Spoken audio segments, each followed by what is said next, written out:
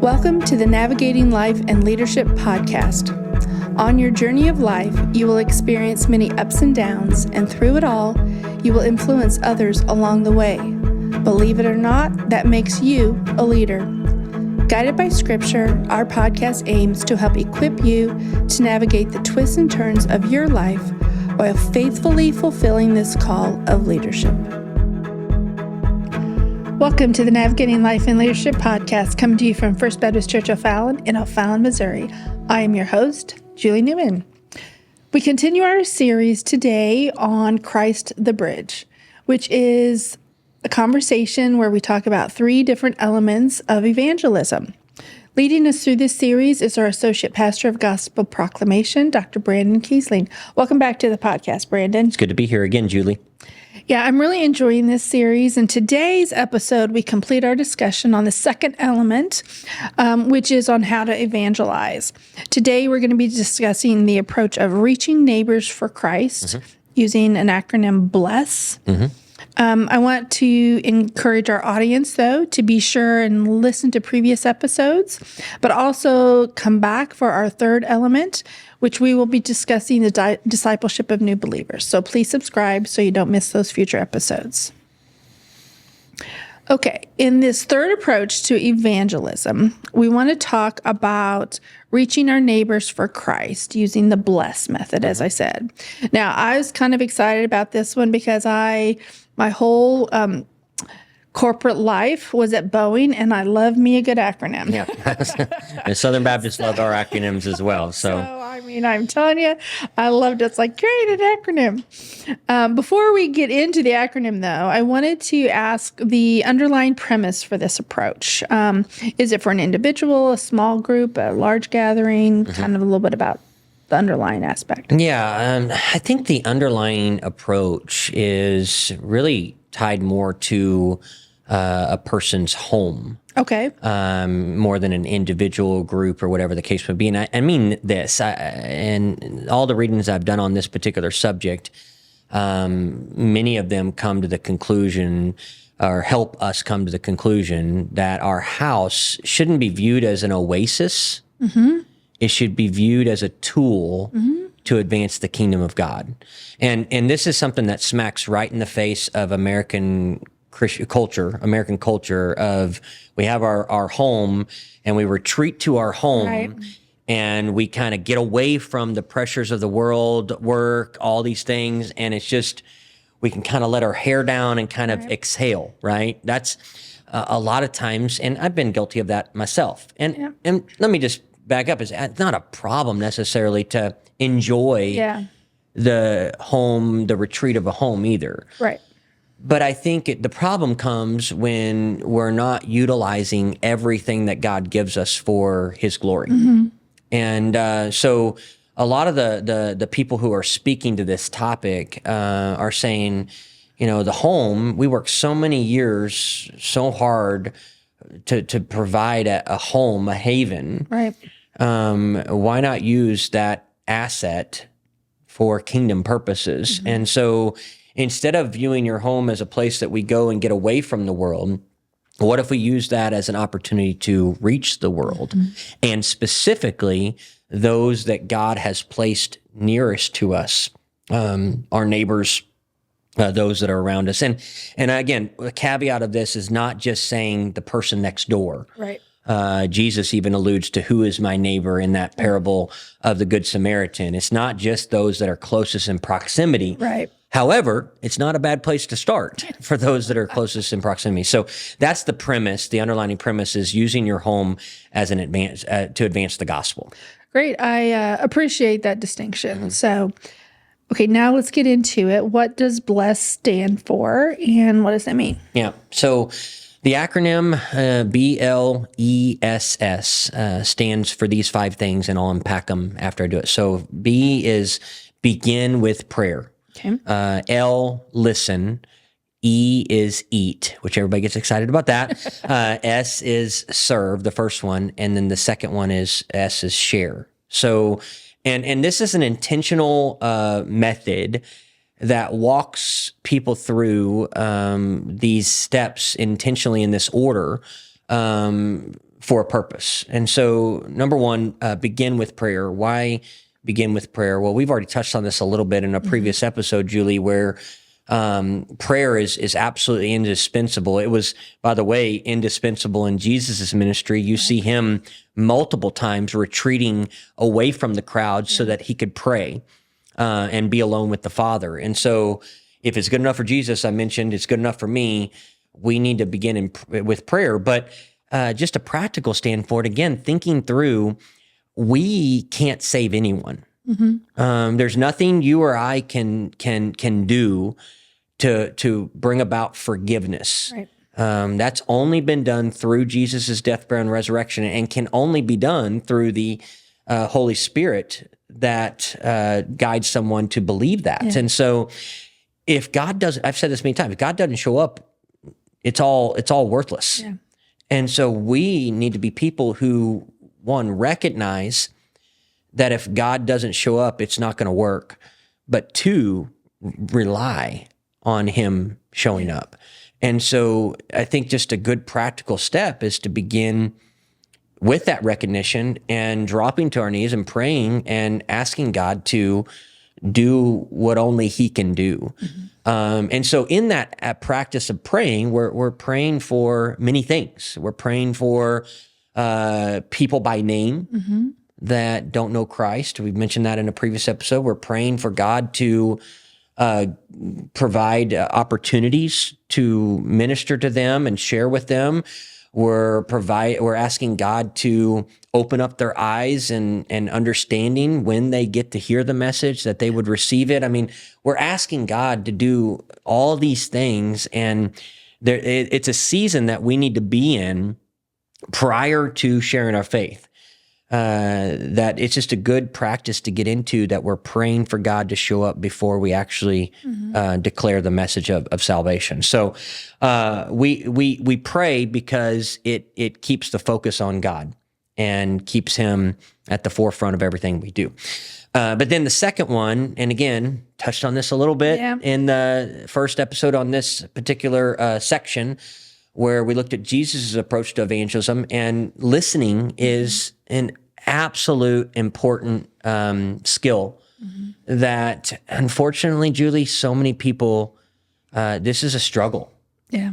We live in a world that is so fast paced, and I'm probably the most guilty of this. I think I'm gonna put the finger right in my face. I have so much trouble stopping and being present. I'm a doer. I'm always going around doing the next thing on my list, next schedule, next appointment. And listening requires you to stop. Yeah, it does. And it requires you to be patient, and it requires you to focus in a world that is very hard to focus. We're just all over the place. And so what we're talking about when we're talking about listening is asking those questions, but then listening with intentionality to their response, so that you can better understand them as a person, their background, their beliefs, and you're connecting with that person, so that you have that opportunity that you can speak truth into their life in a meaningful way. And so you're praying for that person. You're starting the conversation with that person, listening to them, and then that third point that everybody loves in this acronym is we like to eat, right? And here's the beautiful thing about this approach to evangelism: we all have to eat. That's a part of life, and it's a big part of our life. Many people have 3 solid meals a day: breakfast, lunch, and dinner. And so we're not asking you to add things to your schedule. What this approach is doing is inviting non-believers into your schedule. So if you know you've got to eat dinner every night, why don't you look at your calendar and try to find a night or 2 during the week that you can invite people to come over, because they're eating at the same time as you. And so you're not in our busy culture that we're in, where we're always on the go. Nobody wants to add anything to their calendar. This is just saying, open up your calendar to do what you were already going to do, but do it with people who need Jesus. And so And there's something great about sharing a meal Yeah. with somebody. And I read a book just recently on this, maybe a couple months ago. Jesus ate a lot of meals with people.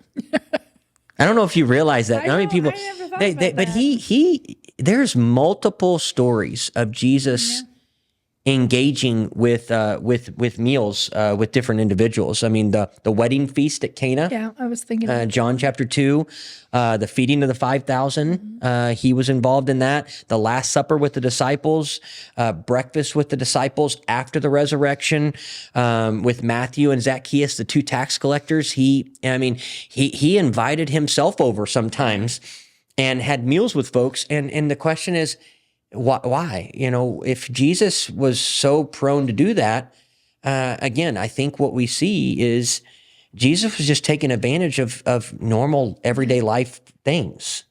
And he was taking those normal things that are not always spiritual things and creating spiritual conversations around those normalcies of life.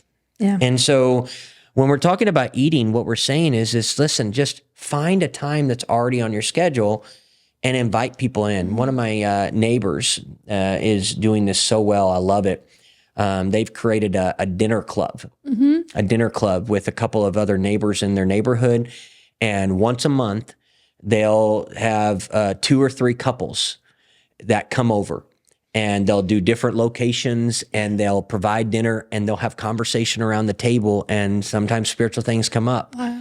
And it's just an opportunity to connect over a meal. And when you're around a table with somebody, it just changes the feeling, the dynamic of the conversation.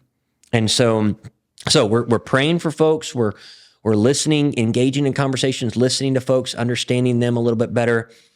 We're inviting them into our regular rhythms of life over the meals. And all of that's happening. You're finding ways to do number 4. You're trying to find ways to serve them.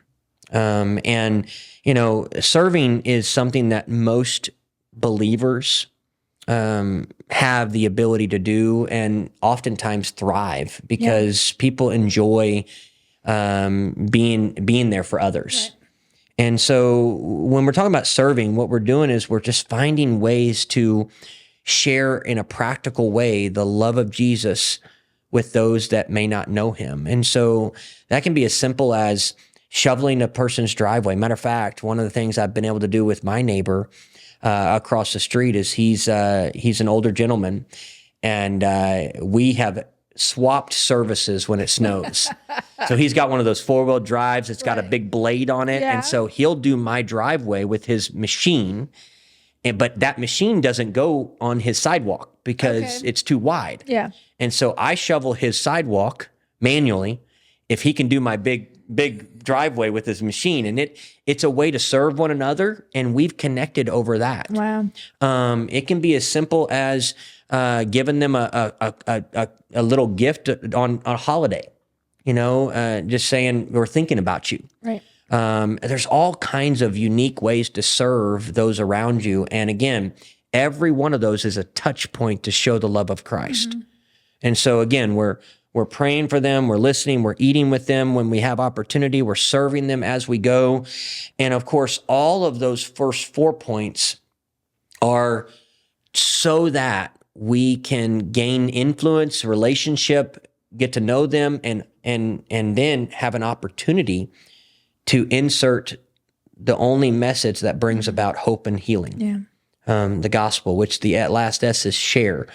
And so what we're doing in this last point is that we're trying to communicate with them why we're doing what we're doing. Mm-hmm. We're loving people because Jesus loves us. We're serving because Jesus first served us. Yeah. We're trying to open up our lives because Jesus invited us into his. And we want them to have that same type of relationship as we have with Jesus. And so, if you do the first 4 well, mm-hmm. My experience is that you're going to have opportunity, for the last one, to be able to share the why behind all that we do. Great. Mm-hmm. So I wanted to ask, how do you might have already covered a little bit, but I wanted to specifically ask, how do you implement this approach? Yeah, so I think I just alluded to at the very beginning. It's a very just practical Yeah. to start with those closest to you in proximity.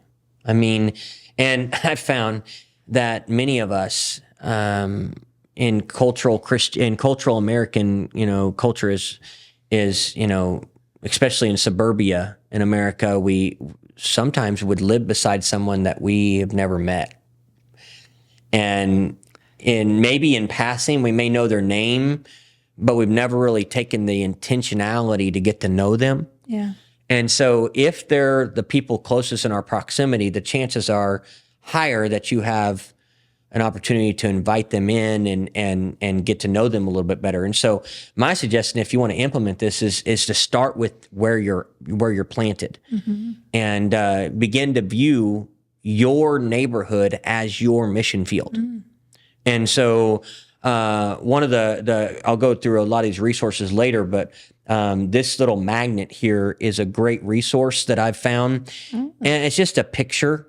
There's nothing magical about this, but what this is saying this is your home and these are the homes that connect to your house. Now, you may not have 9 homes around you, but think through who are the people that are closest around you in proximity.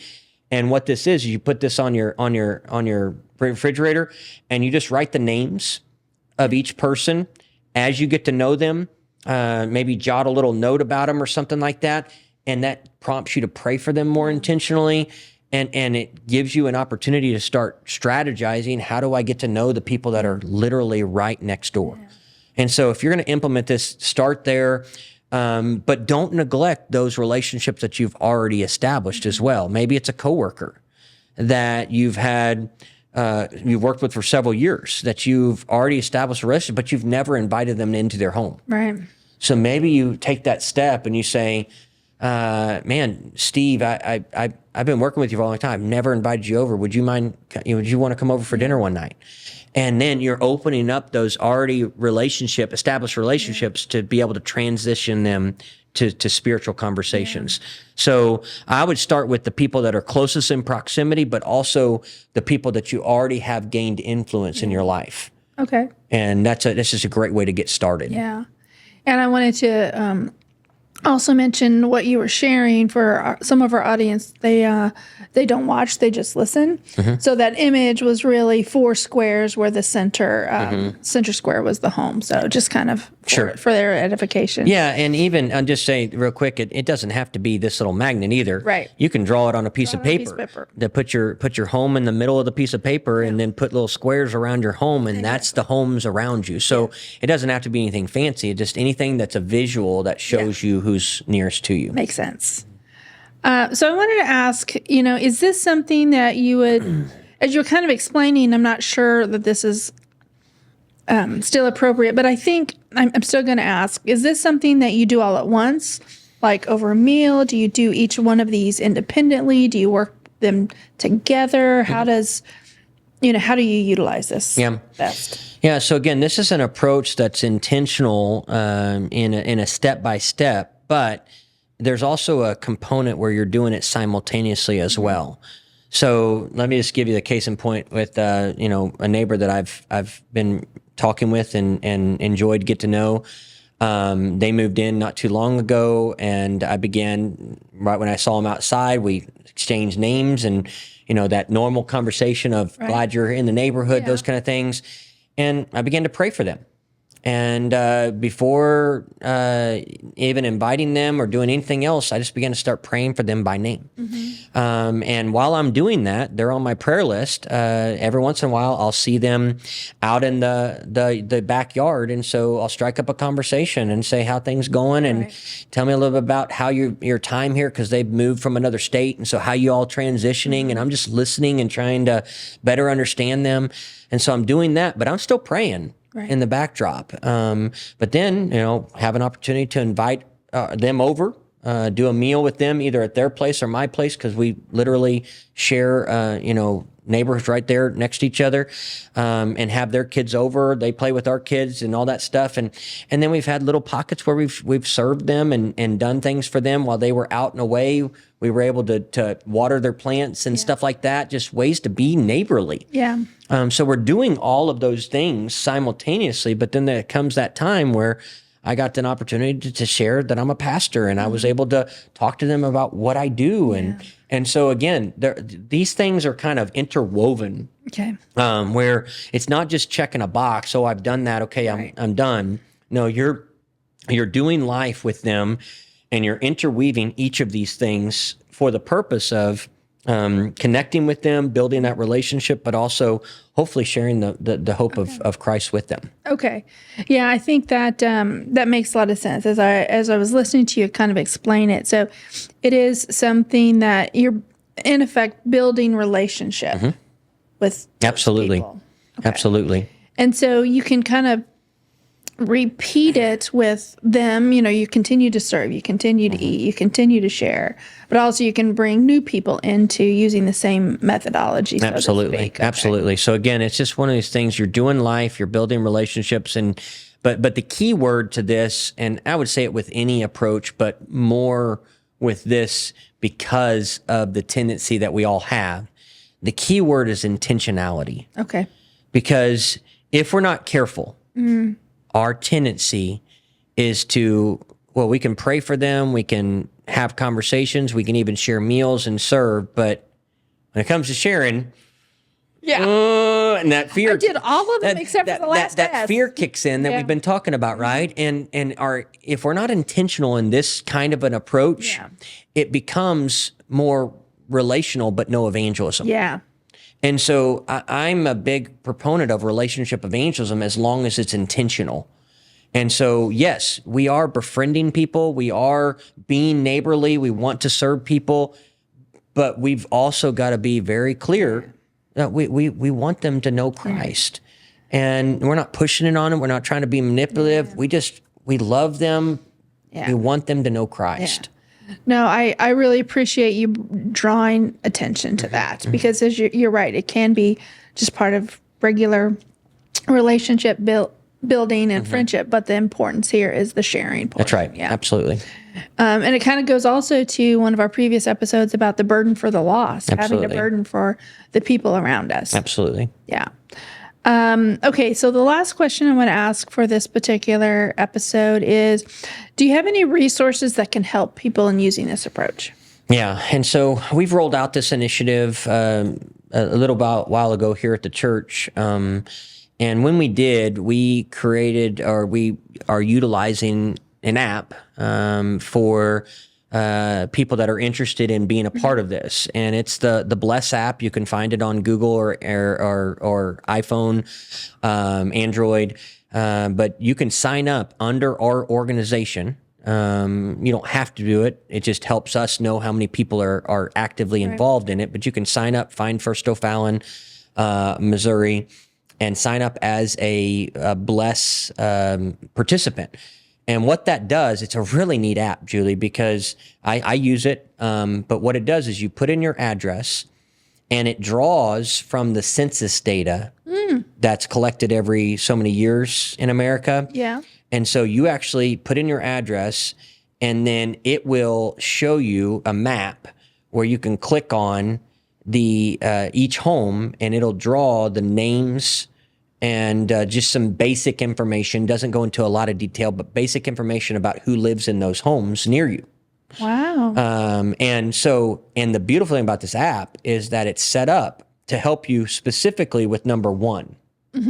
Because what it'll do, if you set the notifications up, it'll send you a notification to pray for 5 of your neighbors every day by name. Wow. And so every morning I've got mine set to go off early in the morning because I get up early, and I'll have a notification with 5 names of neighbors in my neighborhood around me. And I'll pray for those 5 names, and then I'll check the box that I prayed for them. And the next morning it will send me 5 new names of 5 new neighbors.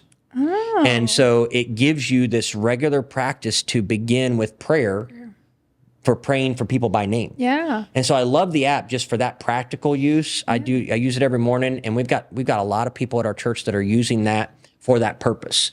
But then it's also got in the app a section where you can write down notes of, I talked to this person on this day, and you have an opportunity to give a little bit of a jog your memory of what you know, if you needed to. So it's a one-stop shop that you can begin to use and kind of track your progress through all of these steps, so to speak, which I find very helpful as I'm trying to engage multiple people at once. Yeah. So that app is very helpful. You can find that. It's free. You don't have to pay for it. But then if you're looking for some good reading on the subject, we handed out these 2 books for free, and I've got more copies here if anybody would like to come by and grab them. But this book, The Simplest Way to Change the World, by Dustin Willis and Brandon Clements, out of all the books that I've read on the subject of using your home to advance the gospel, this is one of my favorites. It's a biblical hospitality is what it's all about. And so it just unpacks what does it look like to invite people into your life and minister to them in everyday rhythms. And it's just it was such an impactful book on me personally, and I've found it to be a great resource for many people. Another one is The Art of Neighboring, which is written by 2 pastors in Denver, Colorado. And the whole point is what we've been talking about, the idea of mapping out those that are closest to you in proximity and begin to start using that as your mission field. Yeah. And so there's all kinds of books out there on the subject, but these are 2 that we've been giving out at the church, along with this little magnet. And if anybody would like those resources, I'd be glad to give those out. You just have to reach out to the church office, and we'd be glad to do that. Great. So. Well, thank you, Brandon, for sharing. And I really like this approach. I had never heard of it before. So I'm really excited to maybe begin using it. Good. All right. And thank you for joining us for this episode of the Navigating Life in Leadership podcast. Until our paths cross again, remember to keep God as your true north, and He will direct your path. Where God guides, He provides.